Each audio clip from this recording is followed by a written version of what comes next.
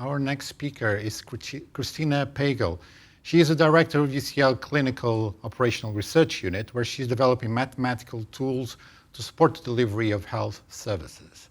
Since May 2020, she has been the member of Independent SAGE, a group of scientists who are working together to provide independent scientific advice to the UK government and on the public on how to minimize deaths and support Britain's recovery from the Covid-19 crisis. Welcome, Christina. Hi. Christina, hello. Let's start. As someone who studies the COVID statistics in detail, can you tell us what's the situation like in UK at the moment?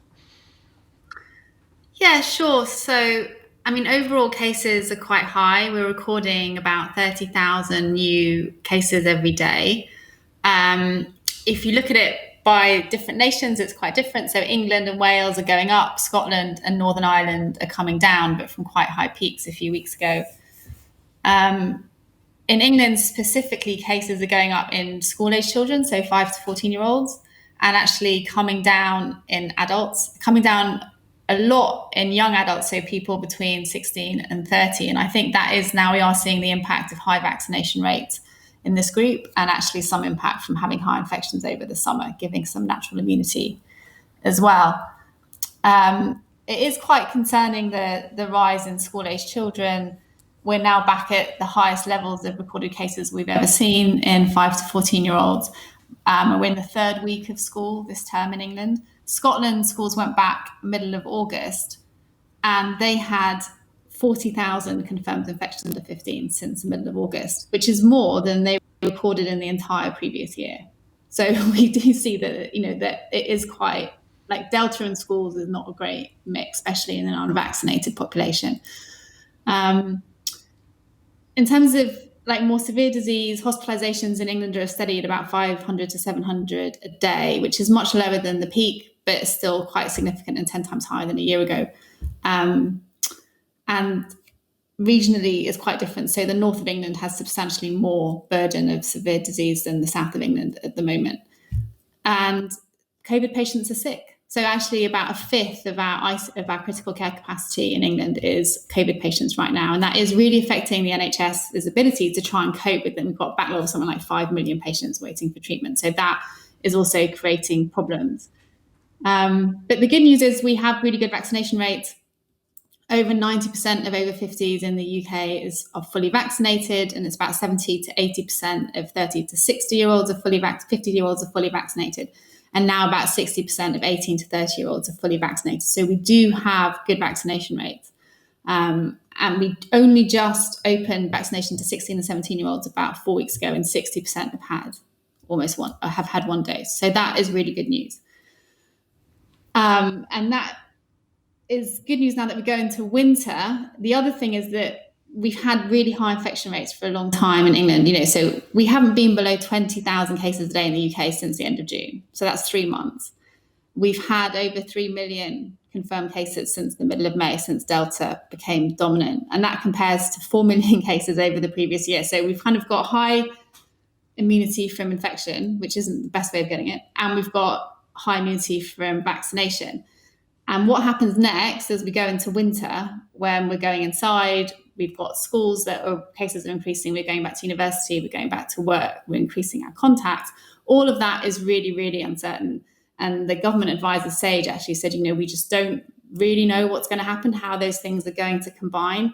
But there is potential for another severe spike in the autumn. And that's that's the big question right now, is how are we going to cope this winter? And I am going to ask you more about the government winter plan in a second. But first of all, you mentioned SAGE. And this is for the benefit of our global audience. You're part of Independent SAGE. And SAGE is the official government scientific advisory group. So tell us a little bit about the difference between the two, and how do you stand in relation to government policy? Yeah, so it started... So back in March and April, when the UK was in the beginning of its pandemic response, the government had daily press conferences, and they said, we're following the science. But the membership of SAGE and the minutes from their meetings and their reports were not public. So, we didn't know, there was no way of knowing what that science was. And so Independent Sage was set up by the former chief scientific advisor to the UK, so David King, in May of 2020 to kind of try and bring some of the science out into the open and say, okay, well, what do we think the science is? How might that relate to policy? And since we started, membership of SAGE has become public. Their minutes and reports are published now. And so kind of our role has changed. It's not so much kind of, we're not an alternative to SAGE. We kind of complement them. So we don't try and recreate their work. We're not trying to recreate the modelling. They have some of the best epidemiologists in the world doing it. There's no reason for us to do that. So what we try and do is kind of take their reports, their models, combine it with other latest academic evidence, experience from other countries and so on, and actually say, okay, well, how would you convert this into policy? What do we think are sensible things to do next? So that's where we're different. We have a more kind of policy advocacy role. And also since last summer, a public communication role. And that's a lot of what I do. We have weekly briefings where the members of the public come on. We try and explain what's happening, what's the latest evidence saying, what might happen next, and so on. Yeah. And the government, as you said, has recently announced its COVID winter plan, includes several measures like booster jabs for over 50s, vaccines to 12 to 15-year-olds. What do you think? Will it be enough to avoid a situation like last year? I mean, it might, but there's still quite a big risk that it won't. And I think, the government is quite unusual in relying only on vaccination to control the pandemic. And there isn't a country right now in the world that's doing that. Other countries are kind of doing a more vaccine plus approach, where they have, especially countries with high vaccination coverage, are also doing other measures to support vaccination, particularly with Delta, which is so transmissible. So things like wearing masks. Many countries are doing COVID passes, improving ventilation and things like that, and particularly mitigations in schools, which we're not doing. SAGE, in their minutes from a week ago, basically said if we did some really simple things in the UK, like mandating masks in public spaces, public transport and so on, and encouraging people to work from home still instead of going to work, we could have a big impact in helping keep cases down as we go into winter. So that's not in the government plan. There's kind of a plan, well, we might do that if things get bad. And I think, with the one thing we've learned with this pandemic is you can't wait until things get bad, because that's kind of too late. And I would add to the SAGE document by saying, we have to keep trying to reach the people we haven't vaccinated yet. We have to keep testing. We have to support people to isolate. We've never really done that effectively in the UK. And one of the big things is, we only have 3 symptoms that qualify you for a PCR test here. And with Delta, those aren't the most common symptoms anymore. So things like cold symptoms will not qualify you for a test. We're very unusual, actually, internationally in that sense. So just updating the symptoms and telling people what they are could be a really big improvement in trying to find cases and isolate people. Yes, and one of our speakers, Tim Spector, was talking precisely about that, the different array of symptoms. The other thing for you is the case for vaccinating teenagers, which is, in your case, in your opinion, has been always very clear, because you protect them from infections and obviously long-term COVID. And he wrote last July, and I quote, "We are watching an unfolding disaster while waiting for unequivocal evidence. Unequivocal evidence on long-term impacts will by definition take months or years. I worry that we are creating a chronic disease strategy right now." Are you still of that opinion? Why it's been so bad in terms of people ignoring what's happening with long-term COVID? Yeah, I am still of that opinion, and not necessarily just long COVID in kids, but particularly in adults where it is more common. I think one of the problems is it is uncertain. It's difficult to measure, but estimates from around the world are showing somewhere between 10 to 30% of adults might end up with persisting symptoms for longer than 3 months. And that's a lot. Like, even if it's just 10%, as I said, we've had 3 million infections in the UK over the last 4 months. That's 300,000 people who might end up with persistent symptoms.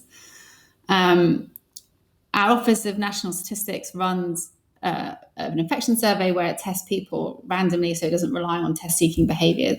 And they've asked people, do you think you're suffering from long COVID? So it's entirely self-reported. But, they have about 1 million people reporting that they are, and, almost 400,000 saying they've had it for almost over a year. and over half saying that actually affects their life badly. So I think, there is cause for being concerned about that. And there are kind of more studies coming out now about the potential permanent impacts on other organs, and particularly like neurological symptoms. So like the Alzheimer's Association had an international conference this summer, and they warned that some of the differences and changes you're seeing on brain scans of people who've had COVID are very similar to the kind of things you see in dementia and Alzheimer's. So things like having lost your sense of smell is quite a common persistent symptom, and it may not affect your life or your ability to do things, but ultimately that loss of sense of smell is a form of brain damage. And it's also one of the first symptoms of Alzheimer's. So it's not saying that they're linked, but you're kind of saying, well, we should be worried about these permanent changes to the brain or long-term changes to the brain. And why it's not in policy, I think it is about measuring. I mean, how do you measure it? Like, different studies have used different sets of symptoms. A lot of it is self-reporting. There's no diagnostic test for it.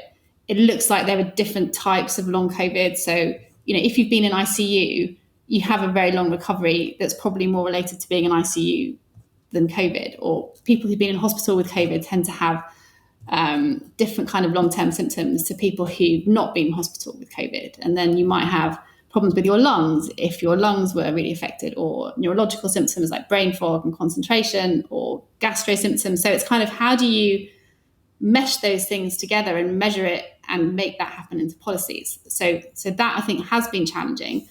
But that said, the government advises, the SAGE documents, they often talk about long COVID. Other international bodies are talking about long COVID. It's recognised as an issue.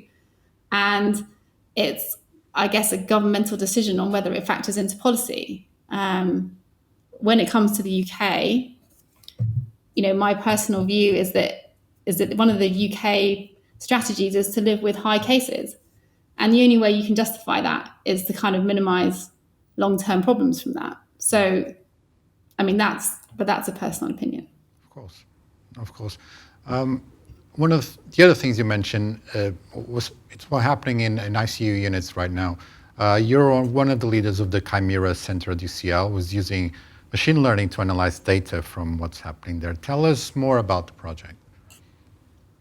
Yeah, so this is a really exciting project that we were awarded literally 2 weeks before the pandemic hit. And one of the last times I went to the pub was to celebrate, the launch of Chimera.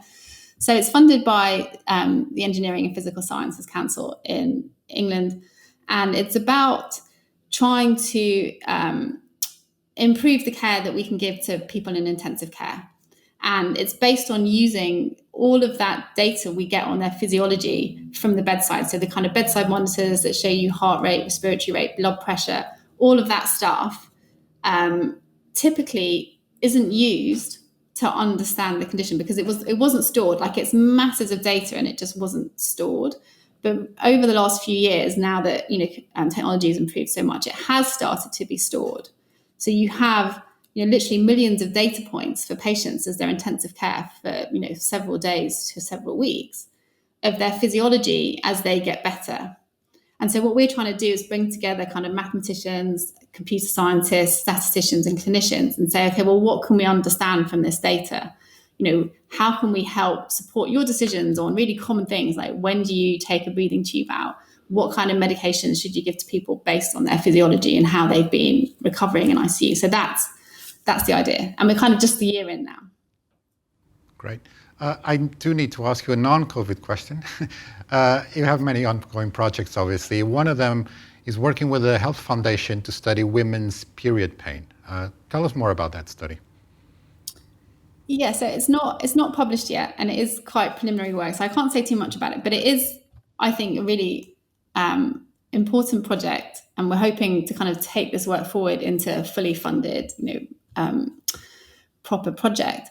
But what we've done is we wanted to understand what is the burden of menstrual problems in women in England. So just kind of have some idea of how much of a burden is it on women, because it's kind of ignored often.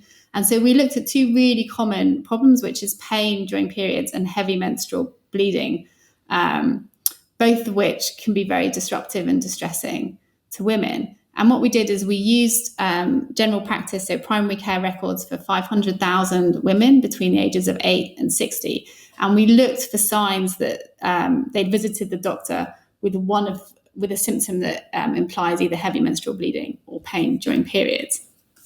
And what we found was that a third of women had a visit where at least one of those symptoms was mentioned. And half of that third had visited their GP for that symptom several times. So it is quite a common reason for women to go to the doctor. Pain is concentrated in younger women, so kind of when the onset of periods, the years around the onset period. And heavy menstrual bleeding is kind of concentrated in young women starting their periods and then older women ending their periods at menopause.